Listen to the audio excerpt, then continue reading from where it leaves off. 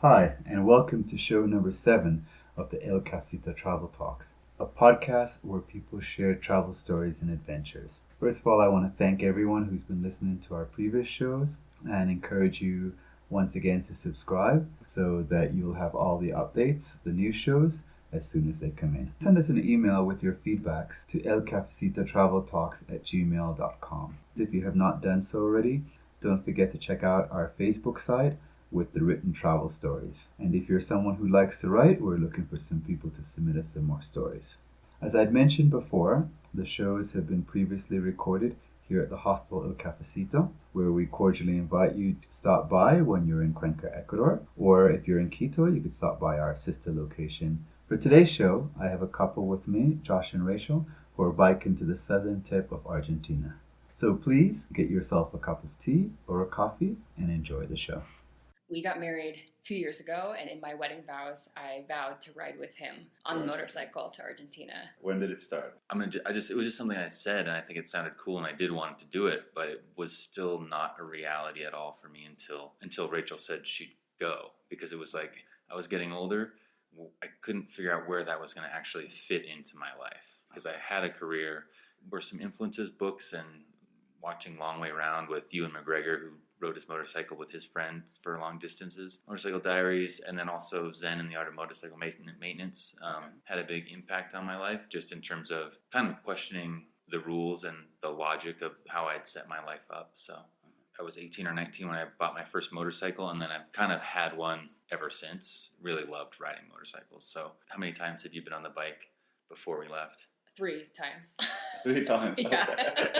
Okay, I already got some questions coming up in my mind for you. Don't worry. So that was a big part of our planning. Was we both really focused hard on not being destination oriented and saying, I'd always said I want to ride my motorcycle to Argentina, just kind of picking a place in South America. Okay. When Rachel and I started planning it, we kind of really made sure that, hey, if we get to San Diego and this is obviously not working, we tried. It's not working for either of us, then we had the ability to say, we need to step away from this and be strong enough to back out and not have Argentina or bust kind of mentality. So I think that was... We haven't talked about where you came from. So yeah, we were in the U.S., Washington State. That's where the motorcycle trip started. We moved to Spokane because I was getting my master's in mental health counseling. And about a year and a half in, I was doing my internship, and I realized it was not a good fit for me. Okay. So I withdrew from the program, and it was about that time when we both kind of were like, what do we do now? Because I had left my program. He was working a job that, I don't want to speak too much for him, but he wasn't totally thrilled with, and we were living somewhere that didn't feel like home. So then I worked at a yoga studio and did photography while we saved up for a year. And what were you doing as far as work? Oh yeah, so I was in sales, and I sold commercial lighting and lighting control systems. Let's talk a little bit about the preparation and what kind of bike you're riding and why you chose that type of bike. For anybody who knows, it's a KTM 1190 Adventure R, but it's basically a gigantic dirt bike. It's a 1200 cubic centimeter displacement engine, and most commonly people here ride 150 cc's. So you're almost 10 times the size of a common motorcycle in Central and South America, to give you an idea. And then, so in terms of prep, I had the motorcycle for about a year before we left. Capable of off-road, but still fully functional on a highway or something. We probably spent about 6 to 8 months really saving, trying not to eat out at restaurants, and which was easier because we were in a town where we didn't know as many people, and we could skip requisite, oh, it's so-and-so's birthday every Friday night. Okay. It was just deciding what we could and couldn't bring, and there was a lot of back and forth on what climate are we even preparing for? Are we packing swimsuits or sweaters, and how much space do we actually have? And it just became a function of, here's the luggage, and we laid it all out on the floor in our apartment and said, all right, start stuffing things in and see what fits. Yeah, when people ask us, like, how did we prepare, like, how much planning did we do, like a poster board. We had a poster board with maps of Central Mexico, Central America, and South America. And if we Googled a place we wanted to go, we'd put a pin on the wall in that city. And besides that, we were just kind of waiting for the year to pass as we saved money, because there was so little we could really prepare for, because we just had no idea what to expect. And I wasn't a motorcycle rider, so I didn't know what I was supposed to prepare for. Like, I knew I needed riding pants and a jacket and shoes and a helmet, so we got that taken care of. And I kind of trusted that Josh knew what we needed to do for the bike. So he made sure the bike was running properly and that we got all the tune-ups we needed. And he knew what kind of side boxes and bags to get. And I that was all over my head. So he really took care of all of that stuff. And I trusted that he knew what we would need. It's funny, but it's true. Really, the only thing we ever kind of wondered about, or what kind of clothes do we pack, like, and that's because I think we didn't want it to be so planned out. We wanted it to feel like as we got to a place, we would decide when we got there what we were going to do or where we were going to stay. So really all we did was plan a daily budget so that we knew how much to save, a route which was just generally south. Let's talk about when you started telling people. I know that we got different reactions depending on who we spoke to, and it was weird because I felt like when we told strangers or people we didn't know that well, they said, "Oh, awesome, I wish I could do that." When we told people that we knew really well or family members, they said, I'm really scared for you. That sounds dangerous. Okay. But I think the more we told people, the less they felt that way. But I know, like, my mom was really worried. And I had some family members that were nervous too and thought Mexico was the most dangerous place in the world, thought that Central America was really dangerous. Really were hoping we weren't going to go to certain countries, giving us, recommendations of people they knew in those countries who tell us what places to avoid and where not to go. And it was just really like danger oriented. But I do think that, most of my friends really supportive and excited. I was thinking of one alternative reaction because I think most reactions fell somewhere on that spectrum of either that's great for you guys, that's going to be an awesome adventure, or watch out for this country, have you read about this? Mm-hmm. But I did have one of my best friends was really excited when we told him, and then later on told me, "Oh, well, I didn't think you were actually going to do it." Websites. Were you using any particular websites to decide on which sort of bike, what sort of equipment? Great question. Two really great resources. The first is adventurerider.com, so it's just advrider.com, and that is a motorcycle-centric website forum, more US based, but in terms of which bike to take, what kind of gear, trips within the US. They do have international forums as well, but yeah, that's a huge platform for motorcycle travelers. And the second is called Horizons Unlimited. Okay, so quit your job, you've packed up, you've got the motorcycle ready. Do you remember, Rachel, your first thought? I'm closing my eyes so I can try and picture that moment. I know, super excited, super nervous, almost like blackout. I was just exhilarated. I was so excited. Yeah, I was just like, I was giddy with excitement. I don't think I had many thoughts other than like, oh my God, we're doing this. Like, it's really happening. Like, that's a good thought. Yeah. Okay, and you, Josh? I was actually nervous because I was so excited this was real for me. Rachel is now getting on the bike. Is she going to like it? So I think I was more like half waiting for the other shoe to drop. Is this actually going to be real, or is this going to not work out? I really try to be a supportive husband, so if it wasn't going to work, then I would support that. But I would be a huge liar to say that, no, I was fine either way, because like I said, it'd been my dream, and now we're actually doing it. We've spent all these months saving up for it, and we've told all these people, and then now we're going to turn around and, we've got to do this. Yeah, we've got to do this. We got to at least go into Mexico. So how long has it been now that you're on the road? 7 months. Yeah. And so you rode through all the Central American countries. In Panama, I assume you put it on a boat? We put it on a plane. Oh, you put it on the plane? Yeah. Okay. Yeah. And how easy is that to do, to put a bike on a plane? Oh, it turns out it's really easy. Okay. I didn't even know it was possible. I thought you had to put it on a boat. Sorry. They overnighted it for us from Panama City to Bogota. It was so easy. I went to the show up at the airport the day before we flew. They just rolled it into a warehouse, and then we flew the next day to Bogota. I showed up at the airport, and it took a couple hours of paperwork, but then they just rolled it out of another warehouse. Is it cost about the same as flying a passenger, or is it like cheaper? For the motorcycle, it was $1,100 US. Yeah. How much does a trip like this cost? So for the two of us, we tried to budget $100 a day because we wanted to be able to stay in hostels and hotels and not camp and book private rooms. And so we do want to open up that conversation about budgets if it comes to it. But the Panama City to Bogota route is, I will say that particular flight, because they have it, people do this trip on motorcycles enough that it's really easy. And if you want to ship your bike somewhere weird, then you'd have to do other things like put it in a crate. And Okay, Rachel, going back to you again. Mhm. Was there a moment, what am I doing here?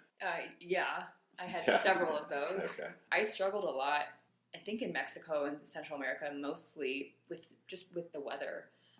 It was really hot a lot of times when we were riding, and my gear was not, I don't have mesh gear or the ability to take out a waterproof liner, which essentially means, or a windbreak, just means that it's really hard for me to ventilate, and I am not going to take off my protective gear. So there were a lot of times we were riding in 80 plus degree weather, and I'm wearing basically snowboarding gear, a black helmet and big black boots and gloves, and I'm sweating inside. So ride days often were really difficult for me, and we'd get off the bike and I would just be miserable. So those were certain times when I felt like, why am I doing this? Like, I don't even like this. It's not fun. My body is just falling apart. I'm sweating and tired all the time. My butt hurts. My hips are tight. Like, so there were times then when I think I struggled, and why am I doing this? It's just like, I'm just thinking, okay, there's a female that might be listening to us, or another male that's going to be riding with somebody else and not the main rider. I have it easier because I don't have to focus on the road or navigate other drivers. So I think in that aspect, it's kind of like, it's a win for me. I think maybe at first there were times I'd get nervous because I wasn't driving, but I trust him so much on the motorcycle, and I know so little about motorcycles. Was there a time where you thought, maybe this is not what I want to do?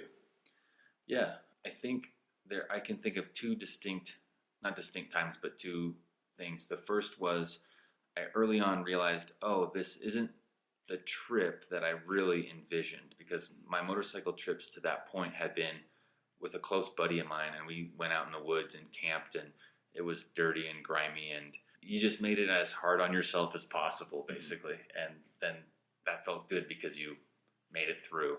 And then when we set off on this trip and we're staying in hotels in Mexico, it seemed like, at least in Baja, for sure, there were no hostels, trying to think. There were very few hostels in Mexico, and so we were staying in hotels. And I thought, this isn't the adventure.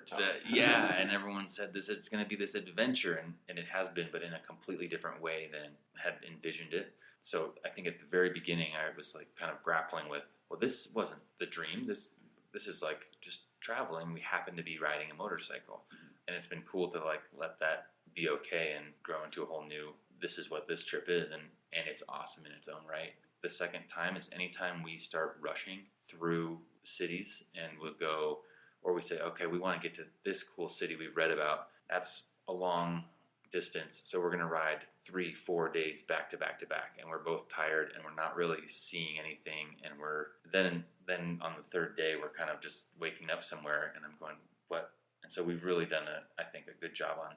Once we got to South America, it feels like we've slowed way down, and that's helped with that feeling. It's like, okay, this might not be the perfect place, but we're going to stay here for 3 nights. It's not like we just have to get out of here to get to somewhere that's perfect or something. So those are the only 2 times I've felt like, what am I doing here? What have you been using as your technique when you get into those moments where you're like, okay, what am I doing here? I mean, I use Josh a lot. Mhm. I think we rely on each other quite a bit in those moments, and sometimes against our own will. Like, I think my tendency is to try and push away my thoughts rather than deal with them. And I've had to work really hard to say, no, I can bring those thoughts to the forefront, and I'm going to survive. I can look at them and figure it out, and I need someone else's help to do that. But sometimes if I'm like really upset, it's harder for me to reach out and ask for help when that's usually the thing I need the most. And so, like, being with him 24/7, I kind of had no choice but to talk to him about it, because he would see me and clearly I would be upset, and he'd be like, Rach, we need to sit down and talk about this. So I think that's one big thing, is just being able to talk it out with somebody. In those moments, I know that I know certain things that make me feel better. Like, I have certain self-care routines that I can rely on. One of them is getting some exercise. So like moving really helps me. So doing some yoga, going for a run, finding a way to do that will help me get me kind of out of that funk. we started journaling every morning. So doing that has been a really nice way to feel like having a routine and something to ground ourselves in. And then within that, like we've been able to, at the beginning of the day, we'll write down our daily expectations of things that we think will or won't happen, and then what we can do if those things don't happen. I was able to start setting myself up better for those times so that I could kind of know ahead of time, like, this is going to be a long ride day. So when we get to where we're going, I'm probably going to be really tired, and that's going to be okay. And here's some things I know ahead of time that I can do when we get there. Like, I can immediately take a shower, unpack all of our things, and organize them so that I feel like I've gotten a clean, fresh start from the day, and then I'll feel a little bit better. So honestly, just going through it a couple times and then finding ways to cope ahead or plan ahead for those things made it easier. Okay. Yeah. And Josh, how do you get out of that? What's your take? Yeah, okay, so my biggest thing is to try to remember that this trip, I chose to be here. So if we're sitting in traffic in Guatemala City and it's a hot day, remembering that this is my dream, even though it doesn't necessarily feel like it in the moment, remembering that, like, oh, I'm really doing it. I'm riding my motorcycle to South America right now. That reframes sitting in traffic in Guatemala City in hot weather to I'm living the dream kind of quickly. So that's one way to kind of get through it. Yeah, talking it out with Rachel, or writing, or anytime I can kind of get it out of my own head is better. So whether that's writing on our blog, we post on Instagram and write long captions on there, almost treat it like a mini blog. I have another blog on the ADV Rider site and people I can talk to back home. So just getting it out, or talking to Rachel's. I think I've covered the low light things. Okay, let's move more. Let's go back into the positive parts now. Okay, one of your highlights, Rachel. We went to Cotopaxi National Park in Ecuador, and Hooray for Ecuador! Yeah, I know.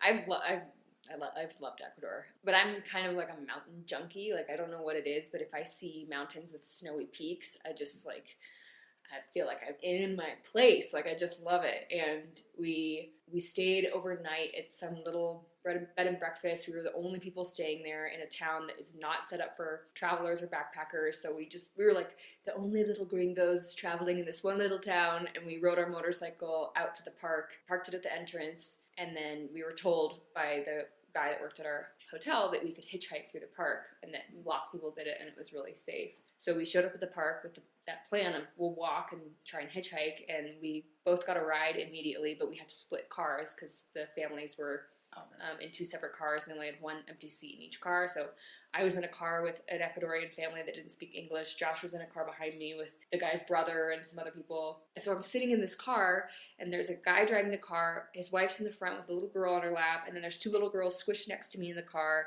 and I'm wearing like 3,000 layers and a big hat that we bought at the entrance, and it's a perfectly clear day, and I can just see this huge volcano through the front of the car.